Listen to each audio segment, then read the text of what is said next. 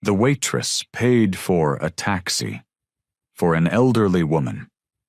1 hour later, she was in shock when the Hell's Angel called her. The morning sun filtered through the slightly dusty windows of Miller's diner, casting warm patches of light across the worn linoleum floor. Grace moved between the tables with practiced ease, coffee pot in hand, her comfortable shoes making soft squeaks against the floor. The familiar scent of coffee and maple syrup hung in the air, mixing with the sizzling sounds from the kitchen.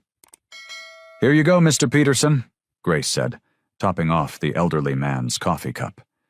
His newspaper rustled as he looked up with a grateful smile. "The usual today?" "You know me too well, Grace," he chuckled, his weathered hands wrapped around the warm mug. The diner hadn't changed much in the 15 years she'd worked there. The red vinyl booths showed signs of wear, and the chrome trim had lost some of its shine. But that's what gave the place its charm. The walls were decorated with faded photos of the town from decades past, telling stories of simpler times. Grace's feet ached from her shift at the convenience store the night before, but she kept moving. Her mother's medication wasn't going to pay for itself, and the morning rush waited for no one.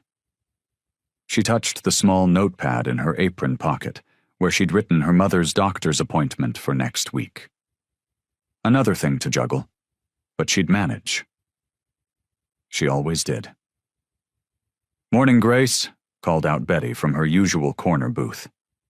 The retired schoolteacher was as much a fixture here as the ancient cash register. "Good morning, Betty. Would you like to try our new blueberry muffins? Fresh from the oven," Grace offered, already knowing the answer. Betty never turned down anything blueberry. The morning crowd filled the diner with friendly chatter and the clink of silverware against plates.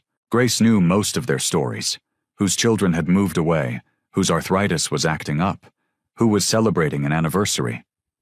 It wasn't much, but these small connections made her long hours more bearable. Between refills and orders, Grace's mind wandered to her mother. She'd left her sleeping peacefully this morning, pills organized in the weekly container, emergency numbers posted by the phone. The guilt of leaving her alone never quite went away, but they needed the income. The bell above the door chimed, pulling Grace from her thoughts. Her eyes were drawn to an elderly woman who stepped inside, looking uncertain. The woman's coat had seen better days, and her silver hair was slightly disheveled from the breeze outside. She stood just inside the entrance, her hands clasped together, looking around as if she'd walked into the wrong place. Something about the woman's expression touched Grace's heart. It wasn't just confusion. There was a hint of worry, maybe even fear, in those pale blue eyes. The woman's shoulders were hunched slightly, making her appear smaller than she was, and she seemed to shrink further as other customers glanced her way. Grace set down her coffee pot, smoothed her apron, and felt that familiar tug of compassion she could never quite ignore. The woman reminded her of her own mother, proud but vulnerable, independent but in need of kindness. She watched as the elderly visitor took a few hesitant steps toward an empty table, her movements careful and measured. The morning sunlight caught the woman's face, highlighting the fine lines that spoke of years of both laughter and hardship. There was something dignified about her, despite her apparent disorientation, a quiet strength that seemed at odds with her current uncertainty. "Before you continue listening, please let me know where in the world are you watching from today. Now back to the story." Grace approached the elderly woman's table, notepad in hand and a gentle smile on her face. The woman's shoulders were hunched, her weathered hands clasped tightly around the laminated menu. "Good afternoon, I'm Grace. Can I tell you about our specials today?" Her voice was warm and inviting, the same tone she used with her own mother. The elderly woman looked up, her blue eyes sharp despite her frail appearance. "Just tea, dear. Earl Grey if you have it." "Of course we do." Grace tucked her notepad into her apron pocket. "Would you like lemon with that?" Yes, please. The woman's voice quivered slightly. And perhaps, could you bring some hot water on the side? I like to make it last. Absolutely. Grace noticed how the woman's coat was damp from the rain, and her hair slightly disheveled. Something wasn't quite right. I'll be right back with your tea. When Grace returned with a steaming cup, a slice of lemon, and an extra pot of hot water, the woman's eyes misted with gratitude. I'm Ruth, she offered softly. It's nice to meet you, Ruth. Grace set everything down carefully. I don't think I've seen you in here before. Are you visiting? Ruth's fingers trembled as she squeezed the lemon into her tea. I was supposed to be. Family reunion. She stirred her tea slowly. But things didn't work out as planned. Grace waited patiently, sensing there was more to the story. My nephew was supposed to pick me up from the community center. Ruth's voice grew quieter. But there was some sort of emergency with his children, and everyone else had already left. She paused, staring into her tea. Then my old car broke down about 5 miles outside of town. Had to leave it there. Oh, Ruth. Grace's heart ached. She pulled out the chair across from her and sat down. That must have been awful. I managed to get a ride into town with a kind truck driver, Ruth continued. But now... She shook her head, embarrassment coloring her cheeks. I'm staying at Pine Grove Senior Living, just outside town, but I'm not sure how to get back there. Grace did some quick mental calculations. She had $40 in her purse, money she'd been saving for her mother's medication. But her mother's prescription wasn't due for another week, and she'd be paid again before then. Ruth, Grace said decisively, I'm going to call you a taxi. Oh no, I couldn't possibly, Ruth protested, her face flushing. Please, Grace insisted gently. I want to help. We all need a helping hand sometimes. Ruth's eyes welled with tears. But it's too much. Pine Grove is at least 15 minutes away. It's already decided. Grace stood up, her smile warm and determined. You finish your tea, and I'll make the call. Ruth reached out and caught Grace's hand, her grip surprisingly strong. You're too kind, dear, far too kind. Her voice was thick with emotion. I don't know how to repay you. No repayment needed, Grace assured her, patting Ruth's hand. Just knowing you'll get home safely is enough for me. Grace reached into her apron pocket and pulled out her wallet. Her fingers brushed against the last of her cash, money she'd been saving for her mother's medicine. She hesitated for just a moment, then pulled out the bills. Let me call you a taxi and take care of the fare, Grace said softly, her warm brown eyes meeting Ruth's weathered face. Ruth's shoulders stiffened. Oh no, dear. I couldn't possibly accept that. It's too much. She clutched her worn leather purse closer to her chest. Please, Grace insisted, already reaching for the diner's phone behind the counter. I want to help. Sometimes we all need a little kindness from strangers. Ruth's eyes welled with tears. You don't understand. I haven't had anyone show me such kindness in... Her voice trailed off as she dabbed at her eyes with a tissue from her purse. Grace dialed the local taxi service while gently placing her other hand on Ruth's shoulder. It's really no trouble at all, I promise.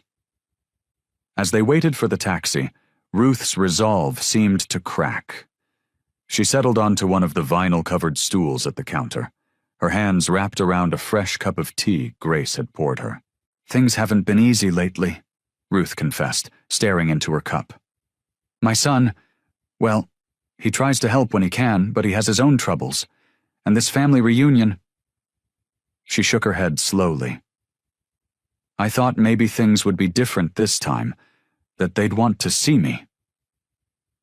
Grace leaned against the counter, listening intently as Ruth spoke.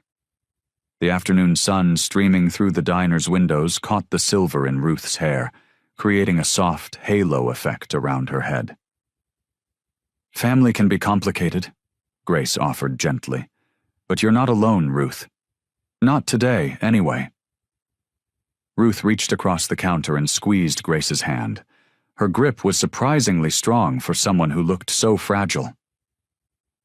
"You remind me of myself when I was younger," she said with a sad smile. "Always trying to help others, even when you barely have enough for yourself." Grace felt her cheeks flush, wondering how this stranger had read her so easily. Before she could respond, a yellow taxi pulled up outside the diner's front window. As Ruth gathered her things, she suddenly began searching through her purse with determined movements. "Wait, just a moment," she mumbled, finally pulling out an envelope.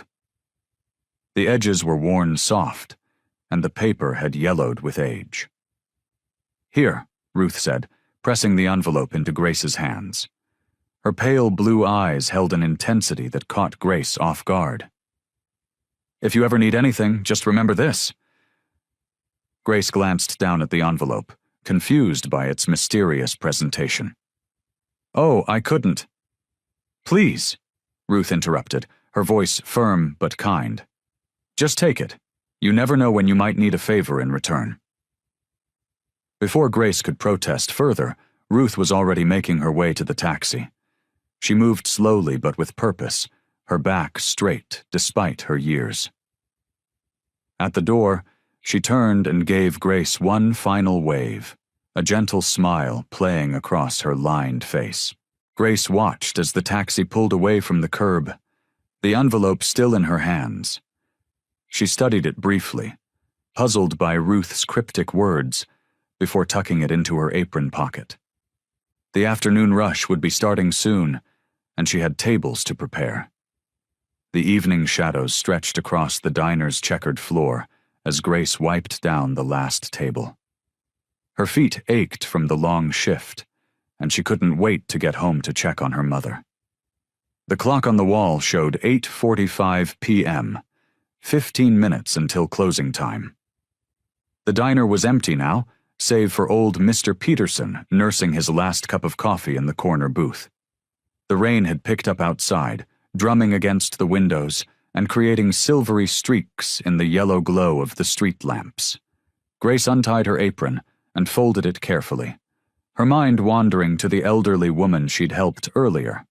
Ruth's grateful smile had made giving up her last bit of cash worth it, even if it meant a tight stretch until payday. The phone's sharp ring cut through the quiet, making Grace jump. She hurried behind the counter, wondering who'd be calling so close to closing time.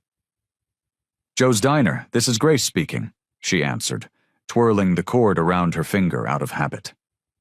"Is this the Grace who helped my mother today?" The voice on the other end was deep and gravelly, with an edge that made her pause. "Yes, I helped a woman named Ruth. Is everything okay?" Grace's free hand clutched the counter's edge. "Everything's fine." There was a pause, and she could hear the rumble of what sounded like a motorcycle in the background. "My name's Johnny. I'm Ruth's son, and I wanted to thank you for helping her out." Grace relaxed slightly. "Oh, it was no trouble at all. Your mother is a lovely woman."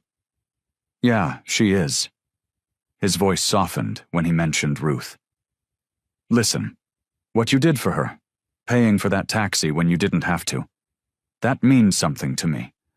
Where I come from, we believe in returning favors." "Really, it's not necessary," Grace insisted, watching as Mr. Peterson shuffled to the door, leaving his usual generous tip on the table. "Maybe not to you, but it is to me." Johnny's tone grew more serious. "My mother told me what happened. She also told me you work 2 jobs and take care of your own mother. People like you are rare these days." Grace felt her cheeks warm.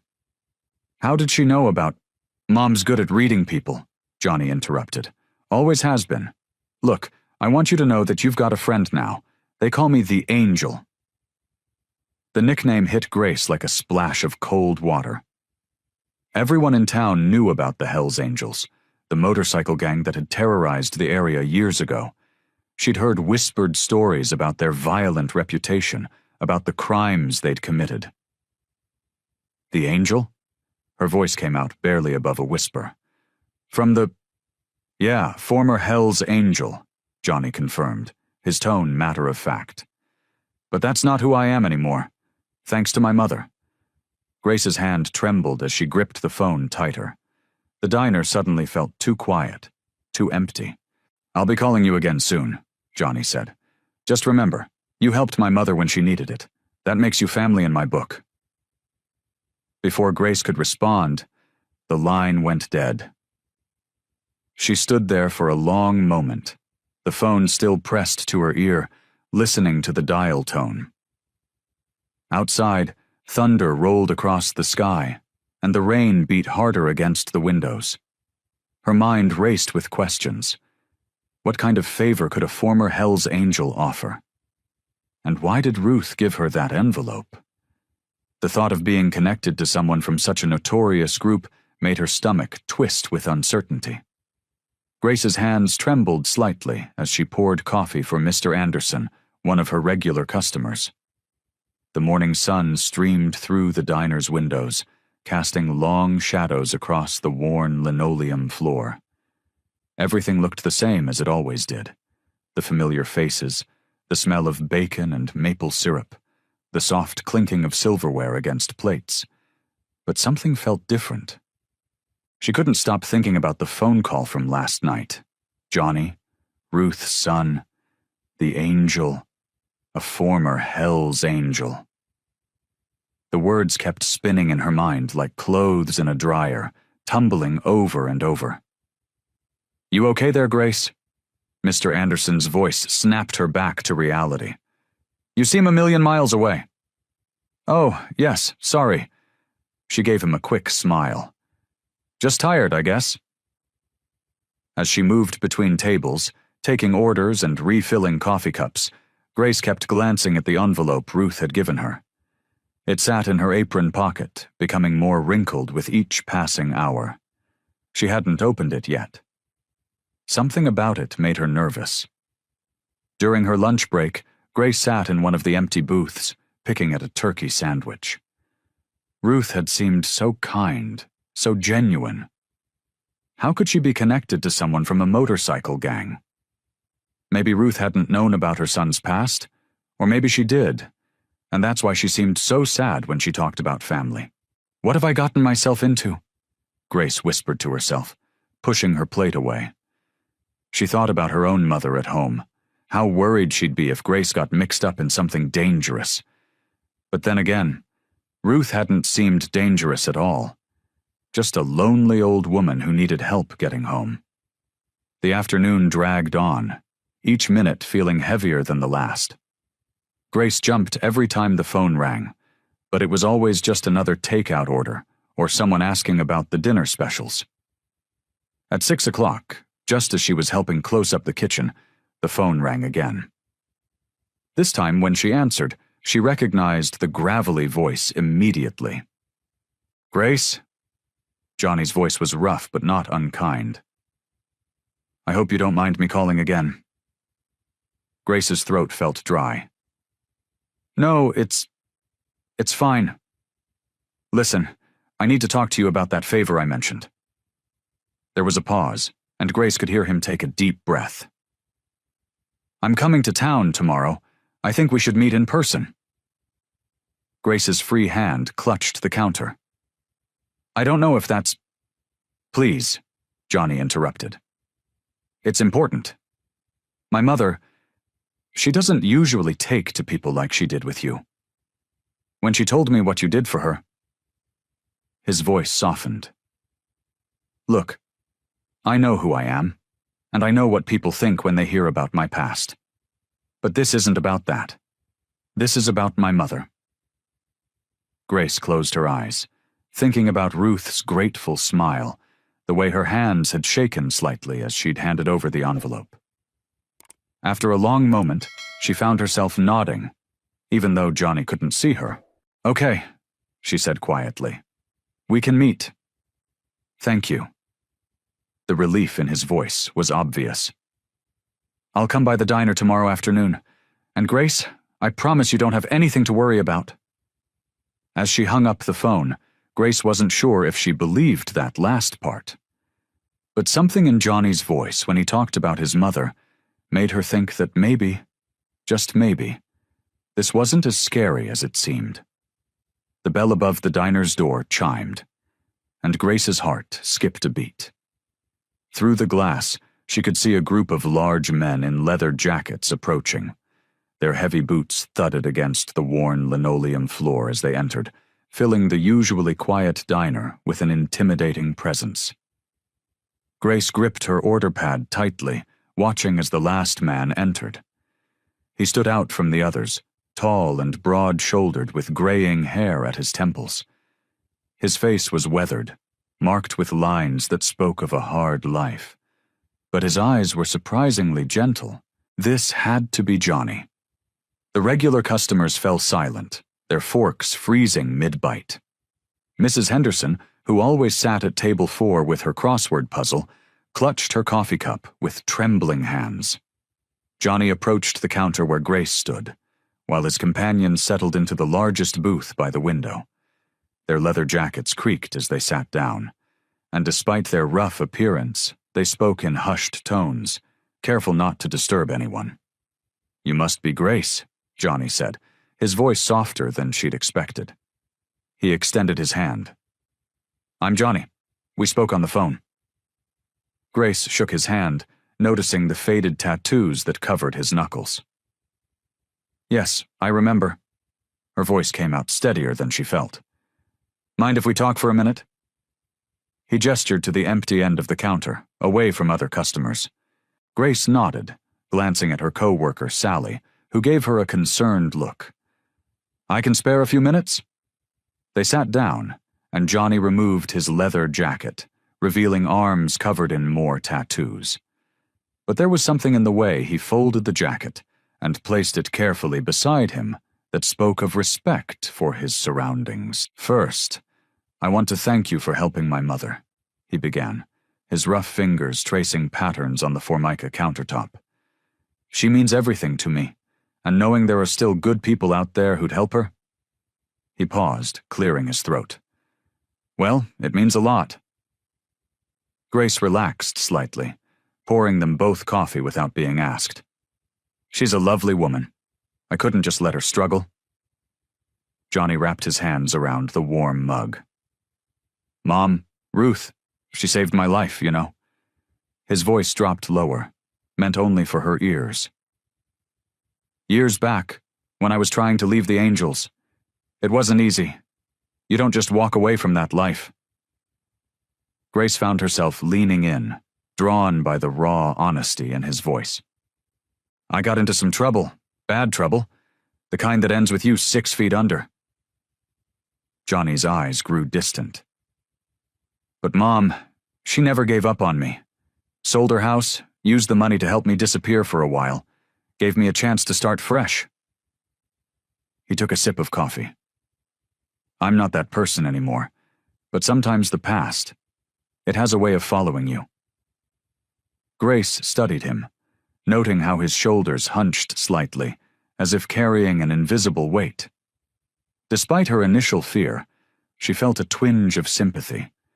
Here was a man who'd clearly made mistakes, but was trying to make amends. "Your mother must love you very much," she said softly. Johnny nodded, his eyes growing wet. "More than I deserve." He straightened up, trying to regain his composure. "That's why when she told me about what you did, well, I had to come thank you myself. We may look rough." He gestured to his friends in the booth. "But we're not those men anymore, just trying to do right these days." Grace watched as his companions carefully wiped up a small coffee spill with their napkins, speaking quietly among themselves. They weren't what she'd expected at all. Johnny settled into the vinyl booth across from Grace, his weathered leather jacket creaking as he moved. Despite his intimidating appearance, his eyes were gentle, almost sad, as he watched her pour coffee into his cup. "Look, I know this is strange," Johnny said, wrapping his calloused hands around the warm mug. "But my mother, Ruth, she's been trying to help me get my life straight for years now." Grace nodded, glancing nervously at the other bikers who had spread out across the diner. They kept to themselves, speaking in low voices over their own cups of coffee. "There's something I need help with," Johnny continued. "Something important." He reached into his jacket and pulled out a folded piece of paper. "Ruth's husband, my stepfather, he left behind a piece of property. The legal documents got lost somewhere along the way, and I need to find them." Grace's brow furrowed. "I don't understand. What does this have to do with me?" Johnny smoothed the paper on the table. It was an old property deed, the edges worn and yellow. "That envelope my mother gave you, I think it might contain information about where the original documents are. She's been holding on to them, protecting them. But her memory isn't what it used to be." Grace thought about the worn envelope sitting in her purse. She hadn't even opened it yet. "Why is this property so important to you?" Johnny's face softened. "It's the last thing connecting me to my old life. The last loose end I need to tie up before I can really move forward." He paused, running a hand through his graying hair. "Ruth, she saved my life, you know, when I was trying to leave the gang. She gave me a place to hide, helped me start over. Now I want to make things right." The morning sun streamed through the diner windows, casting long shadows across their table. Grace could hear the usual breakfast crowd chattering, the clink of silverware against plates, the sizzle of bacon on the grill, all so normal, while this surreal conversation unfolded in her booth. "I just need help finding those documents," Johnny said. "That's all. Then I can make sure the property gets claimed properly, legally. No more hiding, no more running." Grace pulled the envelope from her purse and placed it on the table between them. "And if I help you with this, then what?" "Then I can finally close this chapter of my life," Johnny replied. His voice was steady, but Grace could hear the weight of years in his words. "Ruth's been carrying this burden for too long. It's time I handled it myself." Grace looked at the envelope, then back at Johnny. Despite her instincts telling her to walk away, she found herself nodding. "Okay," she said quietly. "I'll help you." "Thank you," Johnny said, relief visible on his face. "I promise, this is just about finding those documents. Nothing more." But as Grace watched him tuck the envelope carefully into his jacket, she felt a flutter of uncertainty in her stomach. It seemed like such a simple task, helping find some old legal papers. Yet something about the situation made her uneasy, like she was stepping onto a path she couldn't see the end of. She glanced at the group of bikers again, their leather jackets and tough expressions so out of place in her small-town diner. What had she gotten herself into? Grace sat across from Johnny at a corner booth in the diner, her fingers nervously tracing the rim of her coffee cup. The afternoon sun cast long shadows through the windows, and the usual buzz of customers had died down. Only a few regulars remained, stealing curious glances at the unlikely pair. "These documents," Grace said quietly, "what exactly are we looking for?" Johnny's weathered hands wrapped around his own cup of coffee. Despite his intimidating appearance, the leather jacket, the faded tattoos peeking from under his sleeves, there was something gentle in the way he spoke. "Deed papers, mostly. Ruth's husband left some land on the outskirts of town. It's been sitting there for years, forgotten." Grace nodded slowly, trying to piece things together. "And you think the envelope Ruth gave me has something to do with it?" "Mom wouldn't have given it to you without reason." Johnny's voice grew softer. "She's always been good at seeing the best in people, even when they don't deserve it." Grace reached into her apron pocket and pulled out the worn envelope. She hadn't opened it yet, feeling like it wasn't her place. Johnny watched her movements with intense focus, but made no move to grab it. I was different back then, Johnny continued, his eyes fixed on the envelope. Did things I'm not proud of. But Ruth... He paused, swallowing hard. She found me one night, beaten half to death behind a gas station. I was trying to leave the gang, but they don't exactly give you a goodbye party. Grace's hand stilled on the envelope. The diner's old ceiling fan whirred above them, its gentle rhythm filling the silence between Johnny's words. Ruth could have called the police, could have left me there. Instead, she got me help, kept me hidden until I could get back on my feet. Johnny's voice cracked slightly. She didn't just save my life. She showed me I could be something else, something better. Grace watched as Johnny's tough exterior seemed to crack, revealing glimpses of the scared young man he must have been. His fingers drummed nervously on the table, a gesture that seemed at odds with his intimidating appearance. The property, he continued, it's not about money. Ruth's husband, before he passed, he always talked about turning it into something good. A place for kids who were like me, lost, angry, looking for belonging in all the wrong places. Grace felt her apprehension slowly melting away. The man before her wasn't the hardened criminal she'd imagined. He was someone trying to make amends, carrying the weight of his past while reaching for something better. I know what people see when they look at me, Johnny said, meeting her eyes. I see it in their faces every day. The fear, the judgment. Can't blame them. I earned that reputation, but I'm trying to change. This property, what Ruth's husband wanted to do with it, maybe it's my chance to do something right. Grace looked down at the envelope in her hands, then back at Johnny. His vulnerability was palpable, raw and real in a way that touched her heart. Despite her earlier fears, she found herself wanting to help him.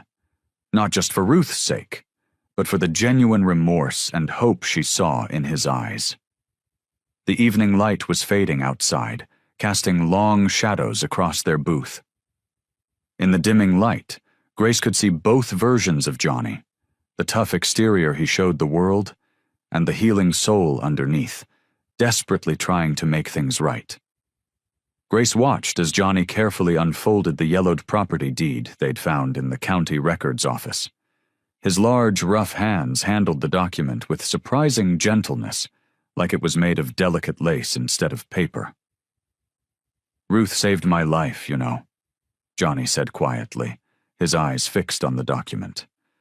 Not just once, but over and over. Grace sat across from him at her small kitchen table, 2 cups of coffee growing cold between them.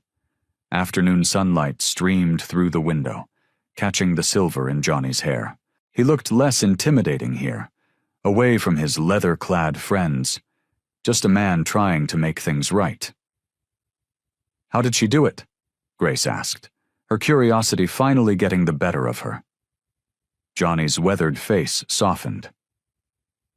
I was 17 when I first met her. She was my high school teacher. He traced the edge of the paper with his finger. I was angry all the time back then. My dad was gone, Mom worked 3 jobs, and the gang... He shook his head. They made me feel like I belonged somewhere. Grace nodded, remembering her own struggles with belonging.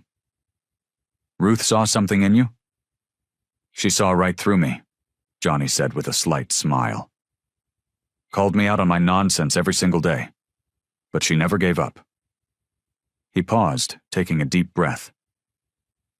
When things got really bad with the gang, when I wanted out but didn't know how, she was there. Helped me hide, got me clean, gave me a chance when nobody else would. Grace watched as Johnny carefully refolded the deed. His hands were shaking slightly. That's why this property means so much to you, isn't it? It's not just about the property, Johnny said. It's about making things right. Ruth and her husband, Henry, they believed in second chances. I want to honor that.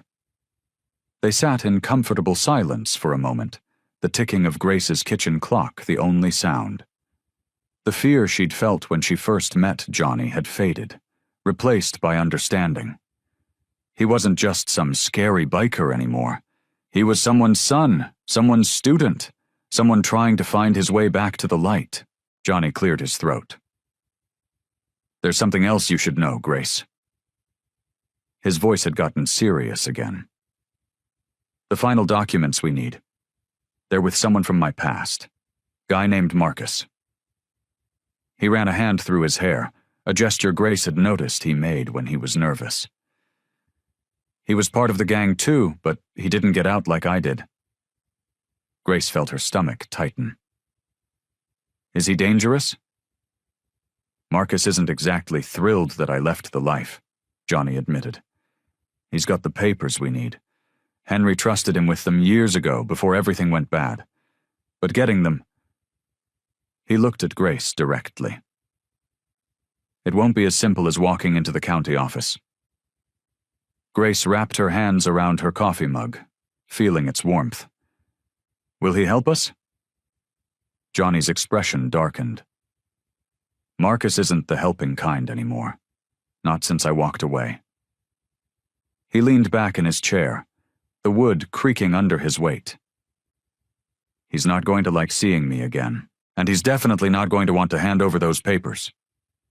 The late afternoon sun cast long shadows across the parking lot of Pete's auto shop, a rundown garage on the outskirts of town. Grace sat in Johnny's pickup truck, her hands clasped tightly in her lap.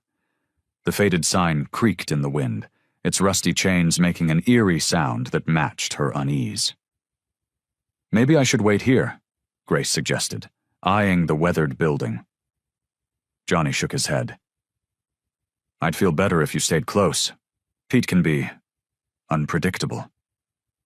His jaw tightened as he spoke the name. Just let me do the talking.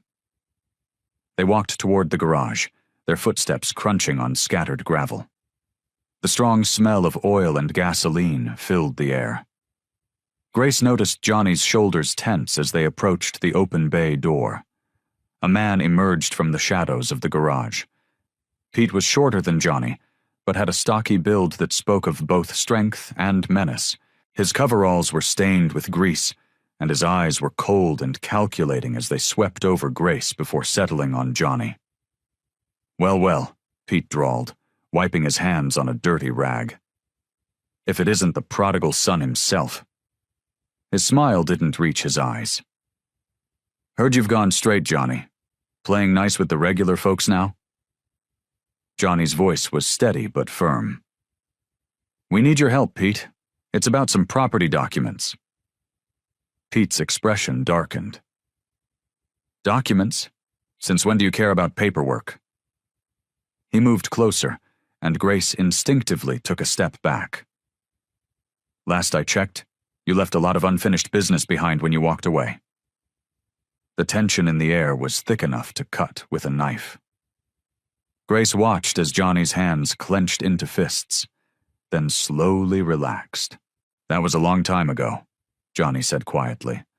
I'm trying to make things right. Pete laughed, but there was no humor in it. Make things right? That's rich. He turned his attention to Grace. You know who this man really is, sweetheart? The things he's done? Leave her out of this, Johnny warned, his voice taking on an edge Grace hadn't heard before. Pete held up his hands in mock surrender. Hey, just making conversation. He walked over to a cluttered workbench and leaned against it. Those documents you're looking for, I might know where they are, but nothing comes free in this world. Johnny's jaw clenched. What do you want? There's a package coming in next week, Pete said, his voice dropping lower. I need someone I can trust to pick it up, someone who knows how to handle themselves if things get complicated. Grace's heart sank as she watched Johnny's internal struggle play out on his face. This was exactly what he'd been trying to leave behind. One last job, Pete added, almost sympathetically. Then we're square and you get your documents. The silence stretched out, broken only by the distant sound of traffic and the steady drip of an oil leak somewhere in the garage. Finally, Johnny nodded. One last job. Then we're done. Pete's smile widened. That's the spirit. He glanced at Grace again. Better keep your waitress friend close. Never know what might happen in this town. Grace felt a chill run down her spine at his words. As they walked back to the truck, she could see the weight of the decision heavy on Johnny's shoulders. He'd just agreed to step back into the world he'd been trying so hard to escape, and they both knew it. The morning sun filtered through the diner's windows, but it did nothing to warm the chill that had settled in Grace's bones. 3 days had passed since Johnny's meeting with his former associate, and something felt different. Wrong. She noticed it first in the way customers lingered outside the diner, unfamiliar faces that didn't quite fit in their small town. One man had been sitting in his car across the street for hours, pretending to read a newspaper. Another kept walking past the windows, glancing inside each time. Grace's hands shook as she poured coffee for Mrs. Peterson, spilling a few drops on the worn Formica counter. "Sorry about that," she mumbled, quickly wiping it up with a cloth. "You feeling okay, dear?" Mrs. Peterson asked, her wrinkled face creased with concern. "Just tired," Grace lied, forcing a smile. The bell above the door chimed, and Grace's heart jumped. It was just the mailman, but her nerves were shot. Yesterday she'd received a strange phone call at home. No one spoke, but she could hear breathing on the other end. This morning she found her mailbox open, its contents scattered across her front lawn. When Johnny finally came in around noon, Grace could barely contain herself. She waited until her last customer left before approaching his booth. "Something's wrong," she said quietly, sliding into the seat across from him. "People are watching the diner. My house too, I think." Johnny's face hardened, his jaw clenching. "Tell me everything." As Grace described the strange occurrences, she watched Johnny's expression grow darker. His fingers tapped nervously on the table, a habit she'd noticed when he was worried. "It's Marcus, isn't it?"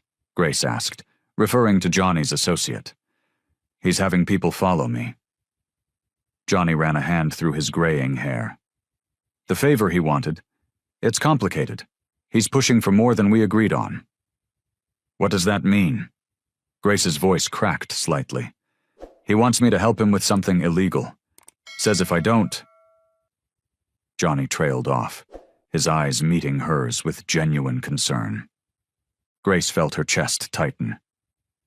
"If you don't, what?" "He threatened to hurt the people I care about."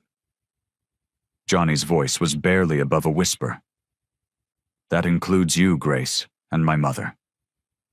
Grace's hands began to tremble again, and she clasped them together in her lap. The weight of the situation crashed over her like a wave. What had started as a simple act of kindness toward an elderly woman had somehow pulled her into a dangerous world she never meant to enter. "I'm scared, Johnny," she admitted, her voice small but steady. "These people, they know where I live, where I work. I can't live like this." Johnny reached across the table, but Grace pulled back. The gesture of comfort suddenly felt hollow. "Nothing will happen to you," Johnny insisted, his voice firm. "I promise you that. I'll protect you." Grace stood up slowly, wrapping her arms around herself. "How can you promise that? You can't even protect yourself from your past." She looked at him, really looked at him, and saw the conflict in his eyes. "I want to believe you, Johnny, but right now, I don't know if I can." The distance between them felt like miles, though only the width of a table separated them. Johnny remained silent, and Grace could see the pain etched across his face. But she couldn't shake the fear that had taken root in her heart, couldn't ignore the voice telling her she'd stepped into something far more dangerous than she'd imagined. Grace's hands trembled as she poured coffee into a customer's cup. The morning rush kept her busy, but her mind wandered to the events of the past few days. The worn envelope from Ruth felt heavy in her apron pocket. a constant reminder of how quickly her life had changed. The bell above the diner door chimed. Grace's heart skipped when she saw Johnny's former associate, Mike, walk in. He was a tall man with cold eyes who seemed to fill the entire entrance. Unlike Johnny, who carried his tough appearance with a hint of gentleness, Mike's presence made the air feel thick with tension. "Well, if it isn't the helpful waitress," Mike said, sliding onto a stool at the counter. His voice was quiet, but Grace heard the threat behind his words. She forced herself to stay calm. "What can I get you?" "Just coffee." He leaned forward. "And maybe a chat about those documents you and Johnny are looking for." Grace's fingers tightened around the coffee pot. "I'm working right now." "Oh, I can wait." Mike's smile didn't reach his eyes. "But Johnny's getting himself into trouble again, trying to leave the life behind. It's not that simple, and now he's dragging innocent people like you into it." The coffee pot shook slightly as Grace set it down. "I'm just helping Ruth, that's all." "See, that's where you're wrong." Mike's voice dropped lower. "You're helping Johnny, and Johnny owes people, important people. They don't like loose ends." A familiar rumble of motorcycles approached outside. Grace glanced through the window to see Johnny pulling up on his bike, followed by two of his friends. Relief flooded through her, but it was mixed with fear. Fear of this world she'd stumbled into. Johnny entered the diner, his expression darkening when he saw Mike. He moved quickly to stand between Grace and the counter. "What are you doing here, Mike?" "Having coffee with your friend?" Mike stood slowly. "Just explaining how things work in our world." "She's not part of our world," Johnny growled. "And I told you, I'm done. The property documents are legal. They have nothing to do with the old business." "Everything has to do with the old business," Mike said. "You know that better than anyone, Angel." Grace watched as Johnny's shoulders tensed. She could see him struggling to control his anger, to stay true to the changed man he wanted to be. "I protected you once," Johnny said quietly, "when you needed help getting out. Now I'm asking you. Leave Grace out of this." Mike's expression shifted, something like recognition crossing his face. He looked between Johnny and Grace, then nodded slowly. "You always did have a soft spot for helping people, Johnny, just like your mother." He threw some money on the counter. "But not everyone's as understanding as me. Watch yourself." As Mike left the diner, Grace let out a breath she didn't know she'd been holding. Johnny turned to her, his face etched with concern. "I'm so sorry, Grace. I never meant for this to get so complicated." "What does he mean, others aren't as understanding?" Grace asked, her voice barely above a whisper. Johnny ran a hand through his gray-streaked hair. "There are people who don't want me to break free completely. They think I know too much." He met her eyes. "But I won't let them hurt you. I promise." Grace wanted to believe him, but fear had taken root in her chest. She thought of her mother at home, of her simple life before all this started. Johnny must have seen the worry in her face because he stepped closer, his voice gentle but firm. "I'll handle this, Grace. You have my word." The sun had barely set when Johnny's former associate walked into the diner. Grace's heart skipped a beat as she watched the man's crooked smile spread across his weathered face. He wasn't alone. Two other men flanked him, their leather jackets creaking as they slid into a booth. Johnny sat across from them, his jaw tight. Grace could see the tension in his shoulders as she approached with her notepad, pretending this was just another order to take. "Well, well," the associate drawled, his voice like gravel. "If it isn't Johnny boy, playing house in this nice little town." He looked Grace up and down, making her skin crawl. "And you've got yourself a pretty little friend, too." "Leave her out of this, Marcus." Johnny's voice was low and dangerous. "This is between you and me." Marcus leaned forward, his elbows on the table. "Nothing's ever just between you and me anymore, Johnny. Not since you tried to walk away." He pulled out the property documents they'd been searching for, waving them like a flag. "You want these? There's a price." "We had a deal," Johnny said, his fists clenching on the table. "I did what you asked." Grace stood frozen, her notepad trembling slightly in her hands. The few remaining customers in the diner seemed to sense the tension, quickly paying their bills and shuffling out. "Deals change," Marcus sneered. "You know how it works in our world, or did you forget while playing good citizen?" Johnny's chair scraped against the floor as he stood up. "That's not my world anymore." "Once an angel, always an angel," Marcus taunted. "You really think you can wash all that blood off your hands?" Grace watched as Johnny's face darkened. She'd never seen him like this. The careful control he usually maintained was slipping. "I said," Johnny's voice was barely above a whisper now, "leave her out of this." Marcus's men shifted uneasily in their seats. They knew that tone, recognized the danger in it. But Marcus just smiled wider. "Make me." The tension in the room snapped like a rubber band. Johnny moved faster than Grace thought possible, grabbing Marcus by his jacket collar and pulling him close. "You want to do this the old way?" Johnny growled. "Because I remember the old ways real well, Marcus. Remember who taught them to you." For the first time, Grace saw fear flicker across Marcus's face. Johnny's reputation wasn't just talk. There was real power behind it. Power he'd been holding back all this time. "Now," Johnny continued, his voice deadly calm, "you're going to hand over those documents, and you're going to walk away. Because if you don't, I'm going to remember exactly who I used to be, and trust me, you don't want that." The silence stretched for what felt like hours. Finally, Marcus slowly placed the documents on the table. "You win this round, Johnny," he said, straightening his jacket as Johnny released him. "But remember, the past has a way of catching up. Always does." Johnny didn't move as Marcus and his men stood up. Grace held her breath, watching them head toward the door. At the last moment, Marcus turned back.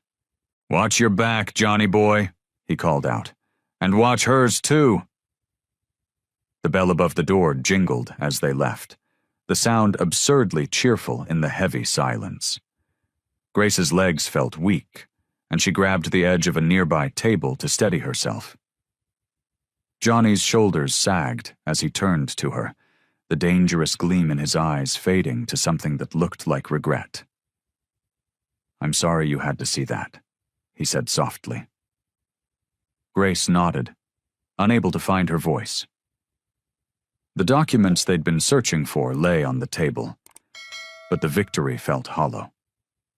She knew now, without a doubt, that they'd crossed a line, and there was no going back.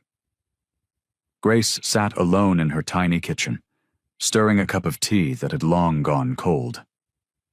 The evening light cast long shadows across her worn linoleum floor, and she couldn't stop thinking about Johnny.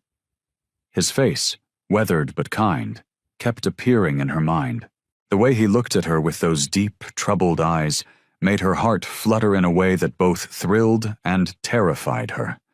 She wrapped her hands around the ceramic mug, seeking comfort in its familiar shape. "This is crazy," she whispered to herself. "Absolutely crazy." The events of the past few days played through her mind like a movie she couldn't pause. The confrontation with Johnny's former associate had shaken her to her core. She'd seen a side of life she'd never wanted to witness. The threats, the tension, the underlying current of violence that seemed to follow Johnny wherever he went. Her phone buzzed on the table. Johnny's name lit up the screen. Grace stared at it, her stomach doing that familiar flip. She let it ring 3 times before answering. "Hey," she said softly. "Grace?" His voice was gentle, concerned. "I wanted to check on you after everything that happened." She closed her eyes, fighting the warmth that spread through her chest at his thoughtfulness. I'm okay, Johnny. Just processing. I understand if you're scared. What happened today? It's not just about being scared, Grace interrupted, her voice trembling slightly.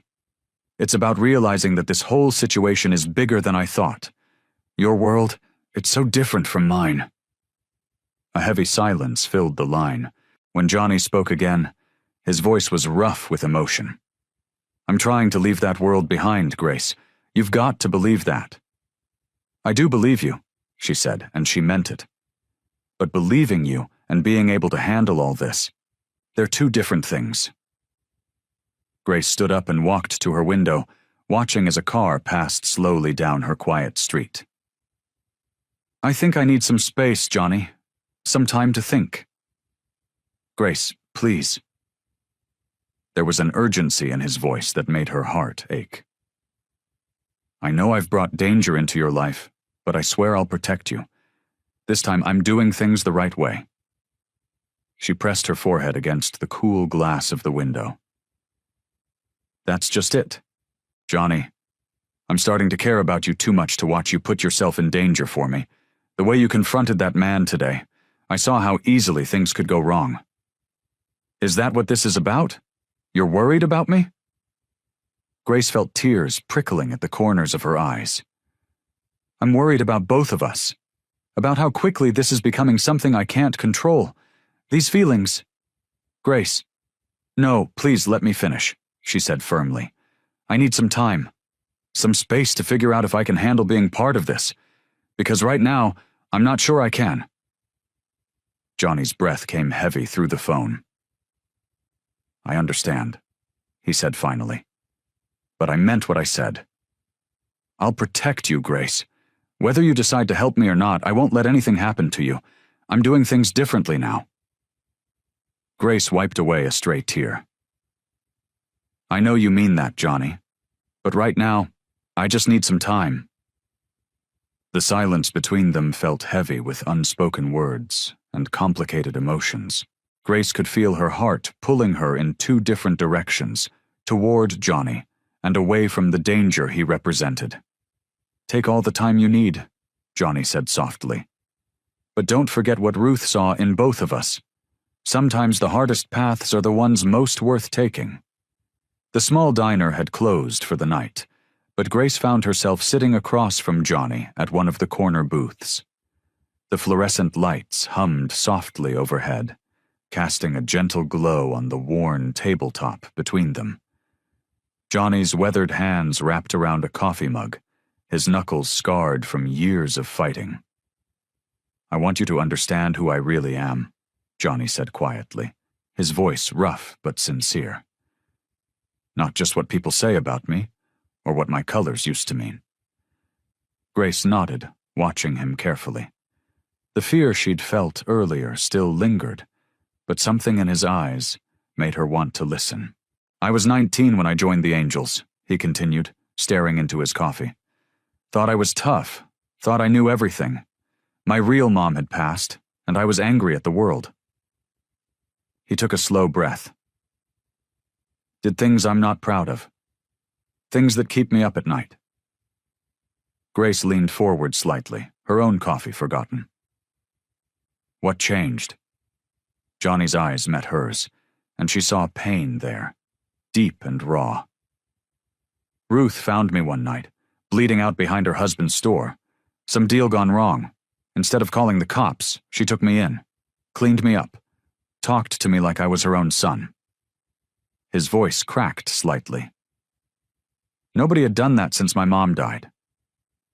The diner felt smaller somehow, more intimate as Johnny shared his story. He told her about the years of violence, the constant fear, the way the lifestyle had slowly eaten away at his soul. But then he spoke about Ruth's quiet strength, her unwavering belief that he could be better. She never gave up on me, Johnny said, wiping roughly at his eyes. Even when I went back to the life, she'd write me letters, tell me she was praying for me, that I was worth more than the choices I was making. Grace felt her heart ache for the lost young man he'd been. And now? Now? Johnny smiled sadly. Now I'm trying to be the man Ruth always said I could be. This property thing, it's not just about the land. It's about making things right. About proving that her faith in me wasn't wasted. Grace watched as Johnny pulled out an old photo from his wallet. It showed a younger version of himself with Ruth and her husband, all smiling at a backyard barbecue. The happiness in their faces was genuine, untouched by the darkness that would come later. See, Ruth and her husband, they gave me something I never had, hope, a chance to be different. Johnny's voice grew softer. That's why I had to make sure you were okay after helping her. Because that's what they taught me, that kindness matters, that it can change someone's life. As Grace listened to Johnny speak, she felt her perspective shifting. The intimidating former biker was transforming before her eyes into something else, a man carrying the weight of his past mistakes, yet desperately trying to make amends. His vulnerability touched something in her heart, even as her mind reminded her of the dangers still lurking in his world. I know you're scared, Johnny said, reading her expression. You have every right to be. But I need you to know that I'm not that person anymore. Every day, I choose to be better, to be worthy of the second chance Ruth gave me. Grace found herself believing him, despite her reservations. The sincerity in his voice, the pain in his eyes when he spoke of his past, it all spoke to something real, something transformative happening within him. The neon sign of Mike's bar flickered in the growing darkness. Johnny sat at a corner booth, his weathered hands wrapped around a glass of water. He'd given up drinking months ago, another step toward his new life. The familiar smell of stale beer and cigarette smoke filled his nostrils as three men approached his table. Johnny boy, the tallest one said, sliding into the booth. Long time, Johnny nodded stiffly. Marcus? He recognized the other two as well, former brothers from his hellsangels days. Their leather vests still carried the patches he'd once worn with pride. Marcus leaned forward, his voice dropping low. We've got something big coming up, real big, the kind of score that sets a man up for life. He pulled out an envelope, sliding it across the table. Consider it a signing bonus. There's more where that came from. Johnny stared at the envelope, but didn't touch it. Through the window, he could see the diner across the street where Grace would be starting her evening shift.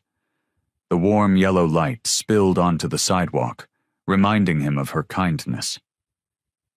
Think about it, Marcus continued. You were the best enforcer we ever had. Smart, reliable. We need someone like you. He tapped the envelope. Take a look inside. That's just the beginning. Johnny's fingers twitched. The old pull was there. The familiar rush of adrenaline, the promise of easy money. For a moment, he could almost taste it. Remember the old days? One of the other men chimed in. We were kings of the road. Could be that way again. Johnny closed his eyes briefly, remembering Ruth's face when she'd found him years ago, bloody and half dead after a deal gone wrong. She'd nursed him back to health, shown him what real family meant. And now there was Grace, who saw something in him worth believing in, despite her fears.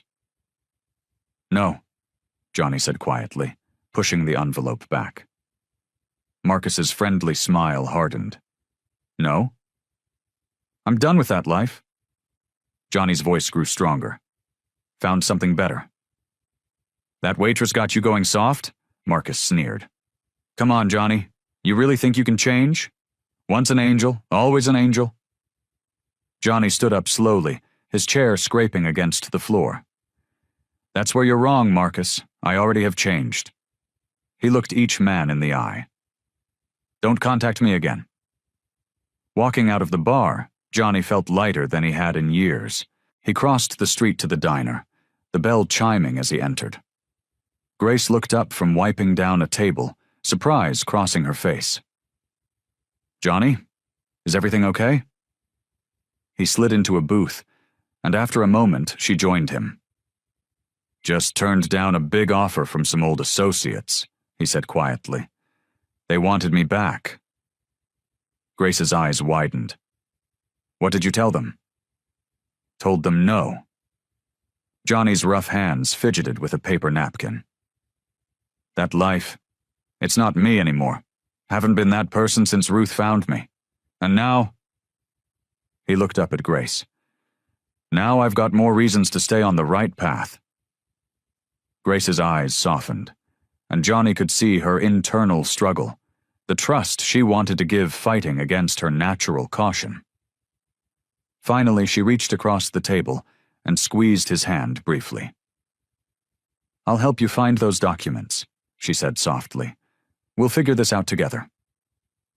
Johnny nodded, grateful beyond words.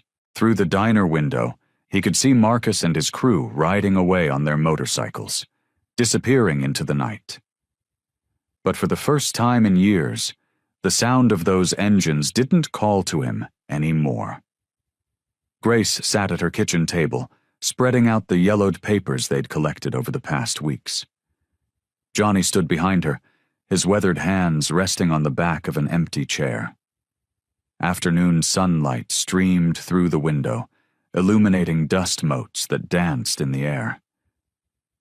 These are the last pieces, Grace said, carefully unfolding the document they'd finally retrieved from the county records office. Her fingers trembled slightly as she smoothed out the creases.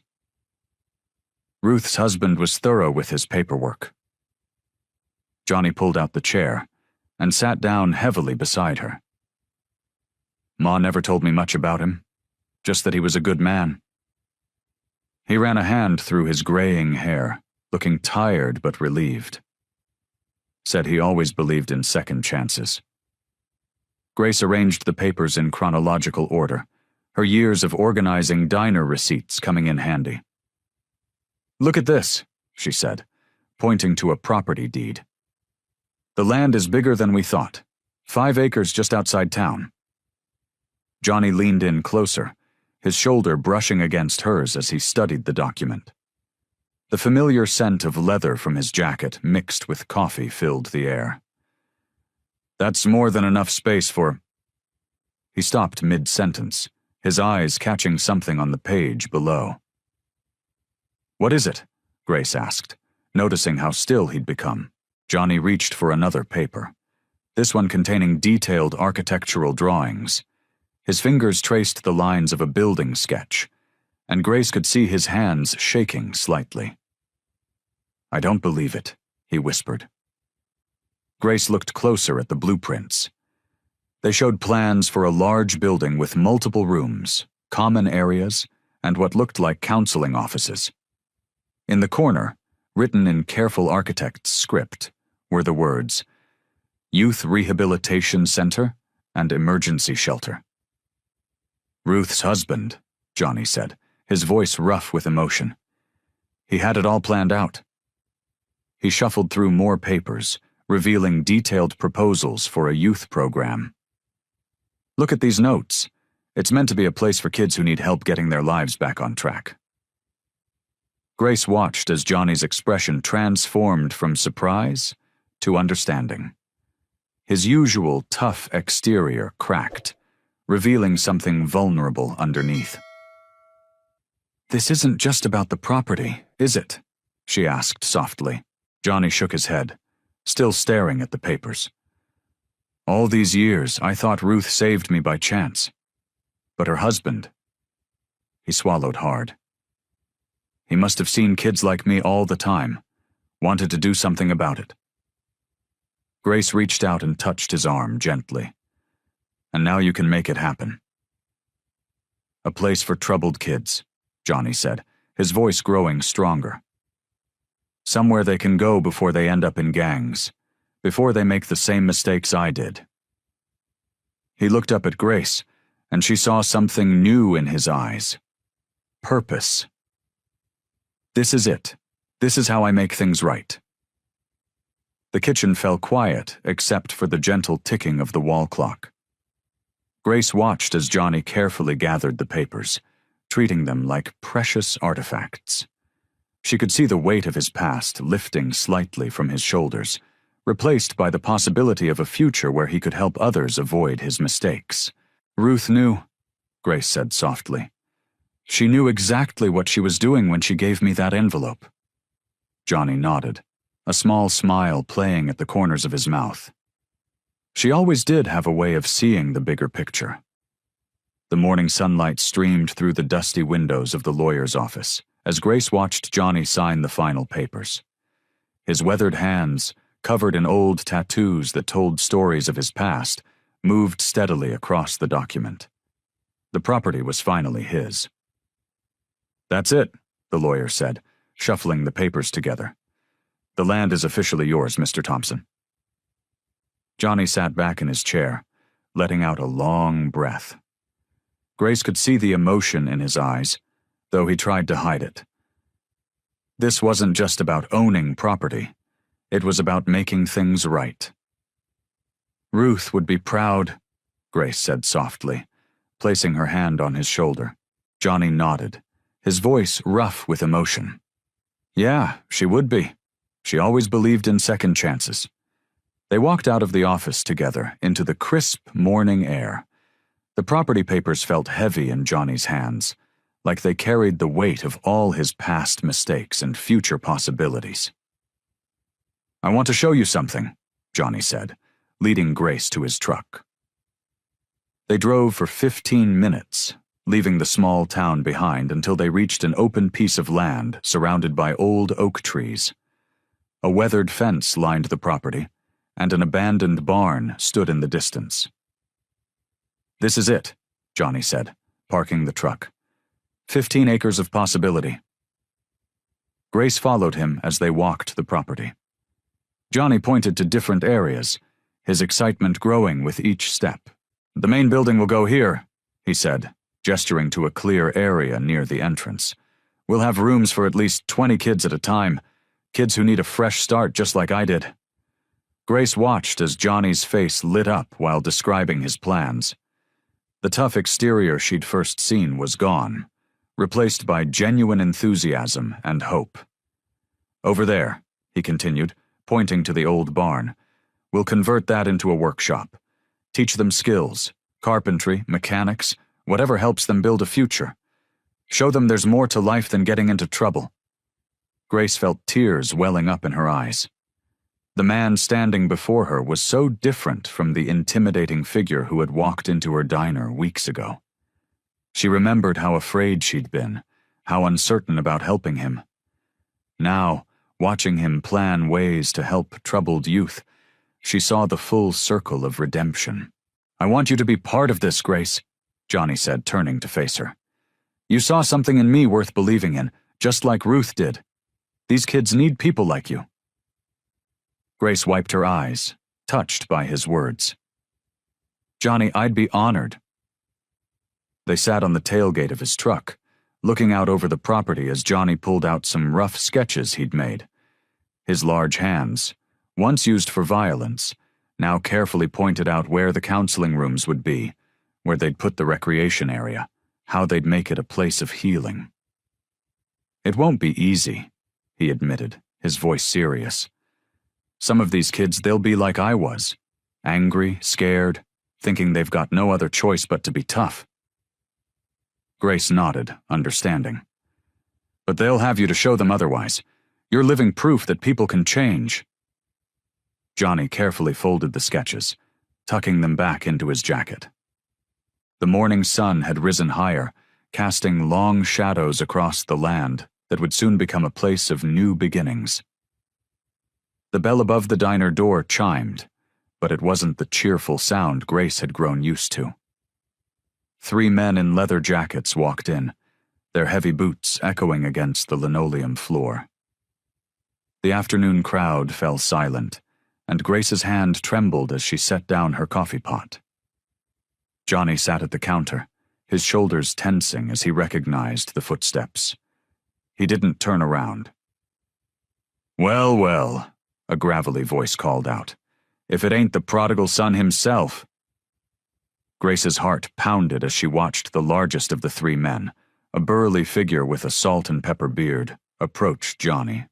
The man's weathered face bore a crooked smile that didn't reach his eyes. "Marcus," Johnny said quietly, still not turning. "Figured you'd show up sooner or later." "That's right." Marcus planted himself next to Johnny, his two companions flanking them. "Word is you're going straight, building some kind of shelter for lost puppies or something." He spat the words like they tasted bitter. Grace moved closer, her legs shaking but her voice steady. "We're closed." Marcus's eyes flickered to her, cold and calculating. "This your new guardian angel, Johnny? Traded in your wings for an apron?" Johnny finally turned, his jaw set. "Leave her out of this." "Can't do that," Marcus said, leaning in.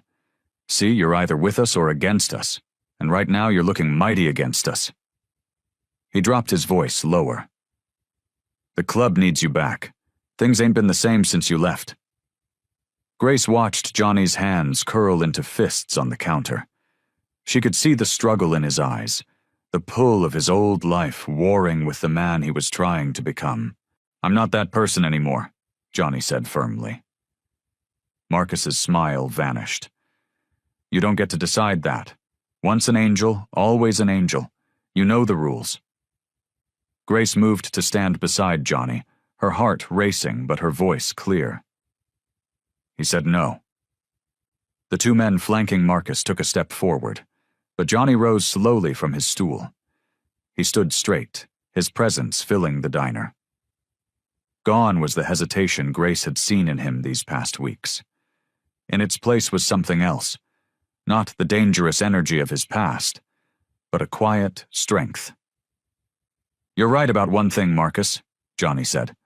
"I was an angel, and I did things I'm not proud of. But that life, it's done." "You can't just walk away," Marcus started, but Johnny cut him off. "I already did." Johnny's voice was calm but firm. "And you know what? I'm not afraid anymore. Not of you, not of the club, not of my past." He gestured to the diner, to Grace. "This is who I am now. A man trying to make things right." Marcus's face darkened. "You're making a mistake." "No," Johnny said. "My mistake was thinking I needed that life to be somebody. But Ruth showed me different. Grace showed me different." He took a step forward, and despite their numbers, Marcus and his men took a step back. "So here's what's going to happen. You're going to walk out that door, and you're going to forget about me, because the Johnny you knew, he's gone."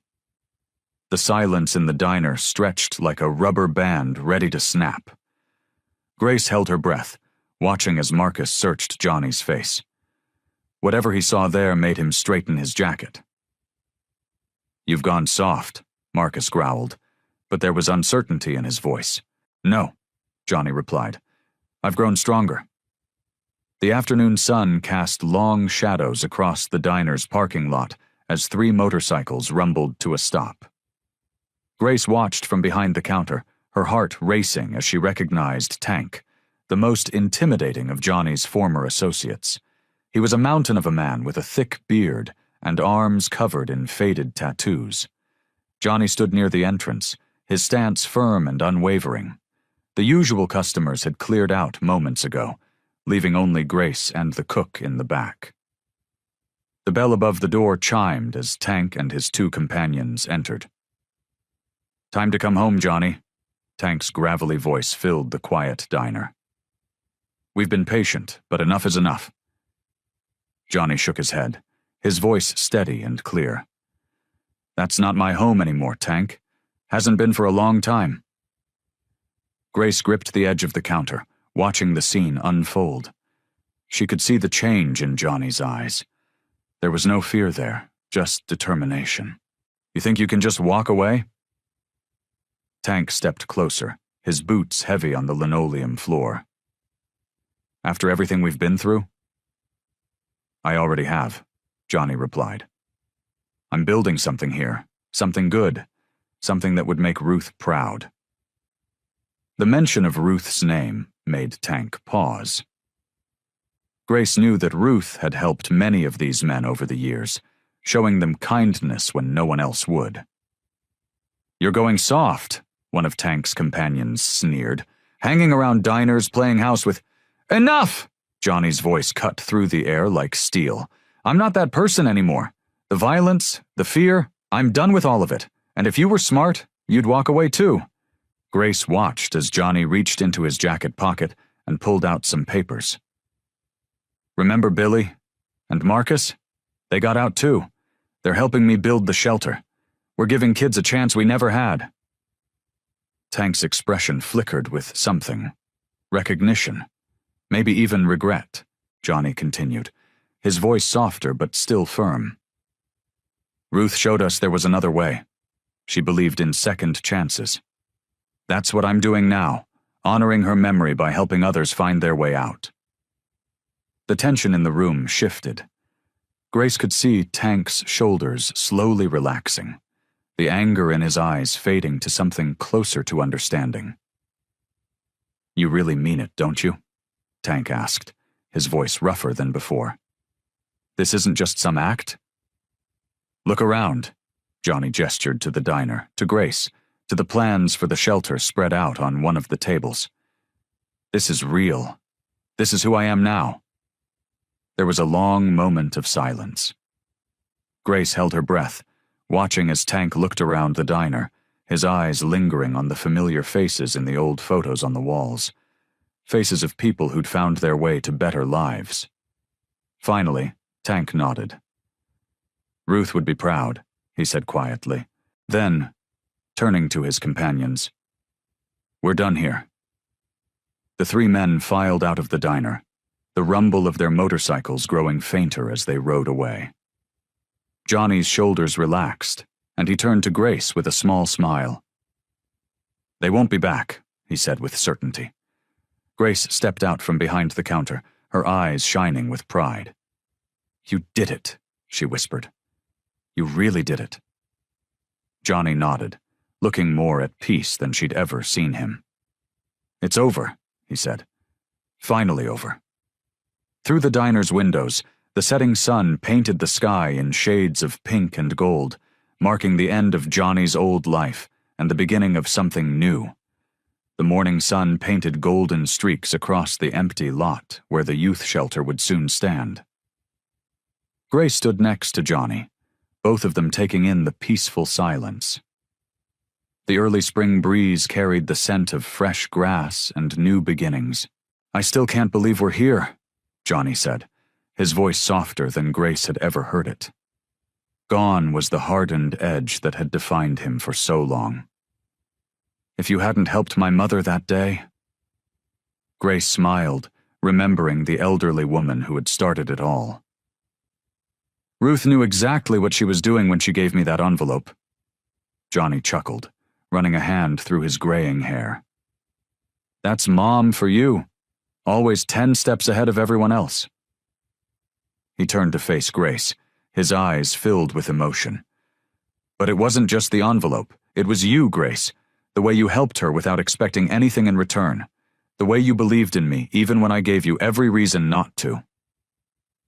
Grace watched as a group of construction workers began arriving, carrying their equipment toward the site. Soon, the empty space would transform into something meaningful, a place where troubled youth could find hope and guidance. "I was scared at first," Grace admitted, wrapping her arms around herself. "When you walked into the diner that day with your crew, I thought I'd made a terrible mistake." "Anyone in their right mind would have been scared," Johnny said. "But you saw past all that. You saw something in me that I couldn't even see in myself." The construction foreman approached them with blueprints in hand.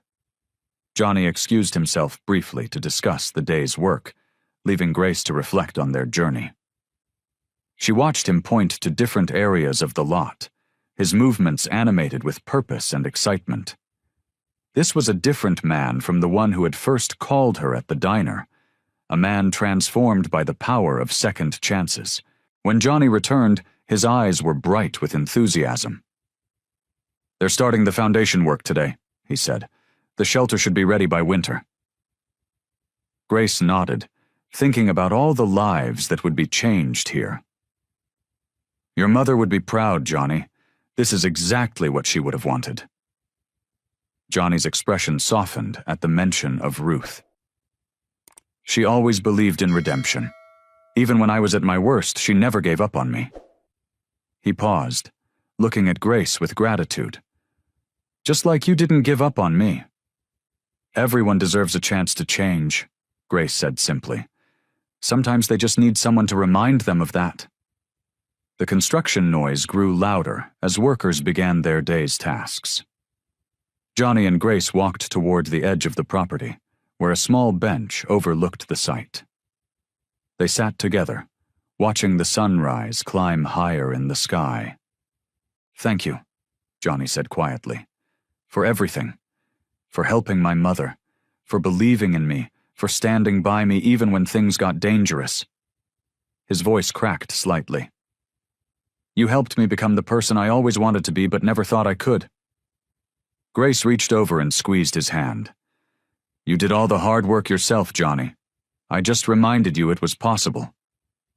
They sat in comfortable silence, watching the shelter's foundation begin to take shape. The morning light caught the dewdrops on the grass, making them sparkle like tiny diamonds, a perfect metaphor for the beauty that could emerge from the rough edges of life. The morning sun streamed through the diner's windows, casting warm patches of light across the worn counter where Grace stood.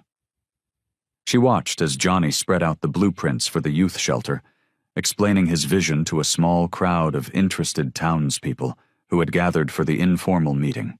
We'll have 20 beds to start, Johnny said, his voice steady and confident. His leather jacket was draped over a nearby chair, replaced by a clean flannel shirt that made him look more like a contractor than a former biker. The main focus will be giving kids a safe place to stay and helping them find their way. Grace noticed how different Johnny seemed now. His shoulders relaxed, his smile genuine. The tension that had always surrounded him like a dark cloud had lifted. Several local business owners nodded approvingly as Johnny pointed out different areas of the planned shelter. I'd like to donate some furniture, Mrs. Peterson, who owned the local furniture store, offered. Every kid deserves a proper bed to sleep in. The hardware store can help with building supplies, Mr. Thompson added, adjusting his glasses as he studied the blueprints. Maybe offer some job training too, if any of the kids are interested. Grace felt her heart swell as she watched more people step forward with offers to help. The same community that had once whispered fearfully about Johnny's presence was now rallying behind his project. She caught Ruth's proud smile from where she sat in the corner booth, her hands wrapped around a warm cup of tea. This town needs something like this, Pastor Mike said, placing a supportive hand on Johnny's shoulder. Sometimes all it takes is one person willing to make a difference. Johnny's eyes met Grace's across the diner, and she saw the emotion in them, gratitude, hope, and something deeper that spoke of healing. She remembered their first meeting, how frightened she'd been of the gruff biker who'd called about his mother. Now, watching him connect with the community, she could hardly believe the transformation. Later that afternoon, as the crowd thinned out, Johnny helped Grace wipe down the tables. The familiar routine felt comfortable now, domestic even. I never expected this kind of support, he admitted, stacking coffee cups onto a tray. People can surprise you, Grace replied, thinking of her own journey from fear to trust. Just like you surprised me. Johnny paused, leaning against the counter. You know, when my mother first told me about the kind waitress who helped her, I thought I'd just come here, say thank you, and that would be it. He shook his head, smiling. I never imagined finding a whole new purpose. Grace set down her cleaning cloth and turned to face him. Sometimes the smallest acts of kindness lead to the biggest changes. Ruth always said that, Johnny nodded, glancing toward the booth where his mother had sat. She believed in second chances before I even knew I needed one. The late afternoon sun painted the diner in soft golden light, creating a peaceful atmosphere that matched their mood. Outside, the town continued its daily routines. But inside, Grace and Johnny shared a moment of quiet gratitude for the unexpected path that had brought them here. "Thank you," Johnny said softly, "for seeing past who I used to be." Grace smiled, remembering the worn envelope Ruth had given her that rainy day. The envelope that had started it all. "Thank you for showing me who you could become." The diner was silent except for the gentle hum of the coffee maker and the distant sound of traffic outside. In that moment, both Grace and Johnny felt the weight of their journey, from strangers bound by a simple act of kindness to partners in something much bigger than themselves. Grace stood by the window of the diner, wiping down the counter for what felt like the 1,000th time. The morning sun streamed through the glass, casting a warm glow on the worn formica surface. Her hands moved in their familiar pattern, but her mind was elsewhere, thinking about how much had changed since that rainy afternoon when Ruth first walked through the door. "More coffee, Tom?" she called out to one of her regulars, already reaching for the pot. The elderly man nodded, and she made her way over, filling his cup with practiced ease.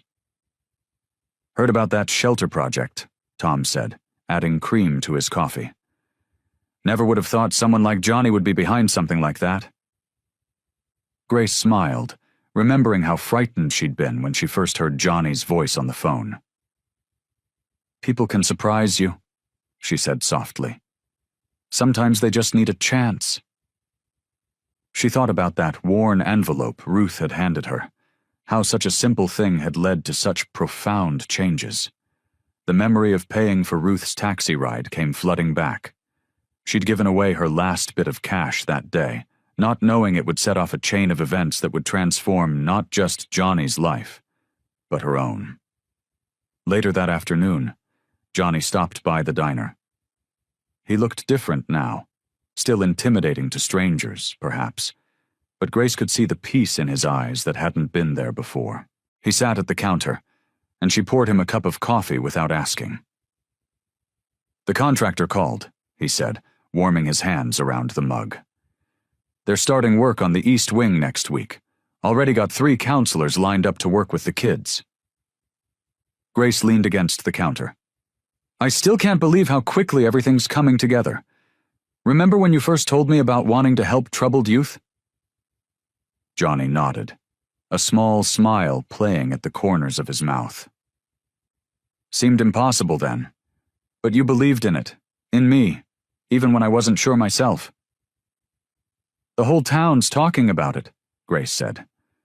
"Good things, Johnny. They're seeing you differently now." "They're seeing me like you saw me," he replied quietly. "Like my mother saw me, looking past what I was to what I could be." Grace felt her eyes water slightly. She busied herself with reorganizing the sugar packets. "It's amazing what a little kindness can do," she said. "Sometimes I think about what would have happened if I hadn't helped Ruth that day."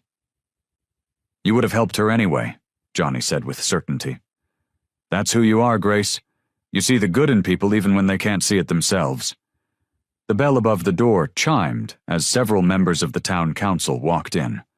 They waved to Johnny, genuine smiles on their faces. Just last month, they'd unanimously approved additional funding for the shelter's programs. The same people who once whispered about the former Hell's Angel now spoke proudly about the rehabilitation center being built in their town. "Mrs. Peterson from the church group dropped off more donations this morning," Johnny said. "Said they're planning a fundraiser for the shelter next month." Grace watched as more customers filtered in, many stopping to chat with Johnny about the shelter's progress. The fear and suspicion that had once followed him around town had been replaced by respect and support. She thought about how that one small act of kindness, helping an elderly woman get home safely, had rippled outward, touching so many lives. It wasn't just Johnny who had changed. Grace had found something too, a reminder that sometimes the biggest changes start with the smallest actions, and that everyone, no matter their past, deserves a chance at redemption. Grace wiped down the familiar counter of Miller's Diner, the morning sunlight streaming through the windows. The coffee pot gurgled, filling the air with its rich aroma, just like it had that rainy day when Ruth first walked in. But everything else had changed. "More coffee, Joe?" she asked one of her regulars, already reaching for the pot. The elderly man nodded, pushing his cup forward. "You're looking happy these days, Grace," Joe commented, stirring cream into his fresh coffee. "Got that glow about you." Grace smiled, tucking a strand of hair behind her ear. "Life has a way of surprising you sometimes." The bell above the door chimed, and Grace looked up to see Johnny walking in. He wasn't wearing his leather jacket anymore, having traded it for a simple blue button-down shirt. The sight of him still made her heart warm, remembering how far they'd both come. "Morning, everyone," Johnny called out, nodding to the regulars who now greeted him like an old friend. He took his usual seat at the counter, the same spot where his mother had sat that fateful day. "The usual?" Grace asked, already reaching for a clean mug. "You know it." Johnny's eyes crinkled at the corners when he smiled. "Just came from the shelter. We've got 5 new kids starting the mentoring program this week." Grace poured his coffee, adding just a touch of cream, exactly how he liked it. "That's wonderful, Johnny. How's Marcus doing?" "That kid?" Johnny's face lit up. "He's already talking about college. Can you believe it? 6 months ago he was ready to join a gang, and now he's looking at scholarship applications." Grace leaned against the counter, her heart full. The shelter had become more than just a building. It was a beacon of hope for troubled youth in their community. Every day, she watched Johnny work with these kids, showing them there was a better path, just like Ruth had shown him. "Ruth would be so proud of you," Grace said softly. Johnny reached into his pocket and pulled out the worn envelope Ruth had given Grace that day, the one that had started it all. They'd framed the envelope and hung it in the shelter's entrance, a reminder of how a simple act of kindness could change lives. "You know," Johnny said, his voice thoughtful, "I keep thinking about what would have happened if you hadn't helped my mother that day. If you'd just let her figure it out on her own." Grace shook her head, filling coffee cups for other customers as she moved along the counter. "That's not who I am. Besides, look at everything that came from it." The diner had become busier now, filled with the morning rush of customers. But in this moment, it felt like just the two of them, sharing the weight of everything they'd been through together. "The kids at the shelter," Johnny continued, "they're learning what you taught me, that it's never too late to change to be better, that kindness isn't weakness." Grace felt tears prick at her eyes, but they were happy tears. She thought about all the faces she'd seen at the shelter, young people finding their way, just like Johnny had. She thought about Ruth, and how one small gesture had set off a chain of events that changed so many lives. "You know what the best part is?" she asked, refilling Johnny's cup. "Every day we get to pass that kindness forward. Every kid who walks through those shelter doors is another chance to make a difference." The morning sun grew stronger, casting warm patches of light across the diner's worn linoleum floor. Outside, life in their small town continued as it always had. But inside these walls, Grace knew she was exactly where she needed to be. I hope you like this story. Please share what's your favorite part of the story and where in the world you are watching from. Have a wonderful day.